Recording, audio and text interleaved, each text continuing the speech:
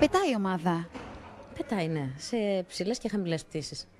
Σας βλέπω μαζεμένοι, ενώ είναι μια επιτυχία από το καλοκαίρι. Ναι, είναι μια παράσταση που αγαπήθηκε, γι' αυτό και πήγαμε δεύτερη σεζόν. Μια παράσταση που περνάμε και εμείς καλά, περνάει και ο κόσμος καλά, γελάει. Έχει συμβεί κάποια στιγμή να χάσετε τα λόγια σας από τα γέλια από κάτι αστείο που συνέβη στη σκηνή? Εννοείται, σχεδόν σε κάθε παράσταση.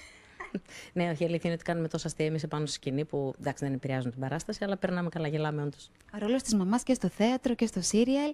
Έχετε κοινά με τις μαμάδες που υποδίεστε? Όλες οι μαμάδες έχουν κοινά. Είναι αυτό το βάλει τη ζακέτα σου. Αυτό το έχουμε όλες.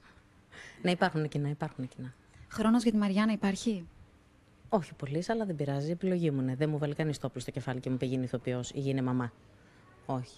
Τα επέλεξα και τα βιώνω. Εσείς έχετε ένα αποθυμένο καλλιτεχνικό? Αποθυμένο δεν ξέρω να το πω, αλλά υπάρχουν πράγματα που θέλω να κάνω. Βέβαια, δεν νομίζω ότι υπάρχει κανένας που να μην θέλει να κάνει, όποια δουλειά και αν κάνει. Να μην θέλει κάπως να την προχωρήσει, κάπως να την εξελίξει, κάπως να την ανανεώσει. Μια επιχείρηση, ας πούμε, θα ανοίγατε? Όχι, καλά, είμαι άθλια. Είμαι άθλια, ελεηνή, δηλαδή είμαι το χάλι στο μαύρο. Δεν, όχι του σου, μου, το χάλι μου το μαύρο.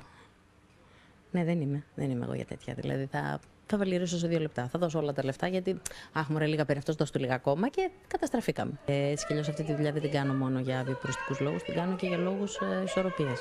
Αν δεν έκανα αυτή τη δουλειά, θα ήμουν στο νοσοκομείο.